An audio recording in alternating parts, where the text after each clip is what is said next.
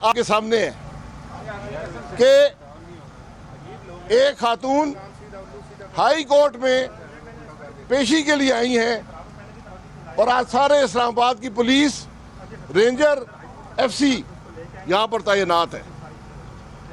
یہ وہ خوف ہے، یہ وہ اقتدار کی ہوس ہے جو آج عمران خان بند دروازوں کے پیچھے بیریئر لگا کر، باربڈ وائر لگا کر، اسلحہ سمیت پولیس کھڑی کر کر عوام کو روکے ہیں۔ ہائی کورٹ وہ جگہ ہوتی ہے جہاں پر ہر شہری کو جانے کا حق ہوتا ہے حصول انصاف کے لیے۔ آج اسلام آباد کے شہری جو مسلم لیگ کا ورکر ہے، جو لیڈر ہے، جو پارلیمنٹیرین ہے، آج 2 میل دور بیریئر لگا کر اس کو روکا گیا ہے۔ کیوں؟ کون سے قانون کے تحت؟ کیا کسی نے کوئی پتھر مارا؟ کسی نے کوئی دھکا دیا؟ کسی نے کوئی گالی نکالی؟ آج کم از کم 20 پارلیمنٹ کے ممبر، ایم این اے، سینیٹر بارش میں کھڑے ہیں، لیکن ایک اے سی کہتا ہے کہ میں مجبور ہوں، میں اجازت نہیں دے سکتا۔ وہاں سے ہم آئے، 3 چیک پوسٹیں کراس کر کے یہاں آئے ہیں۔ اب یہاں پر یہ صاحب کھڑے ہیں، ان کا رویہ آپ کے سامنے ہے۔ یہ اس حکومت کی حقیقت ہے۔ یہ آج پولیس اسٹیٹ بن چکا ہے۔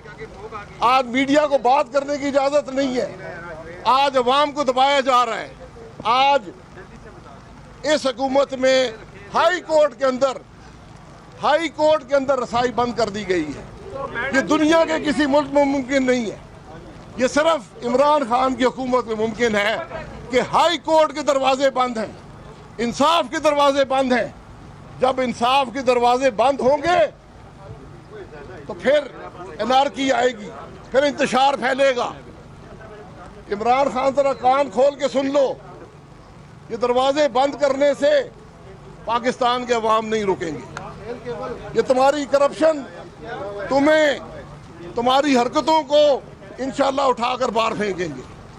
آج جو حکومت، جو لیڈر ایک خاتون سے خوفزدہ ہے، آپ یہ دیکھ لیں، حساب لگا لیں، ہزاروں کی تعداد میں پولیس موجود ہے۔ کس کو روکنے کے لیے؟ ایک خاتون کو روکنے کے لیے۔ جو حکومت ایک خاتون کو برداشت نہیں کر سکتی، وہ پاکستان کے عوام کو کیسے برداشت کرے گی؟ اس لیے یہ دروازے کھولیں، لوگوں کو ہائی کورٹ میں آنے دیں۔ یہ حق ہے، انصاف کے اصول کے لیے عدالت آیا جاتا ہے۔ تو انشاءاللہ وہ وقت دور نہیں جب یہ بیریئر بھی نہیں رہیں گے، یہ باربڈ وائر بھی ختم ہو جائے گی اور لوگ عمران خان کو اٹھا کر باہر پھینکیں گے۔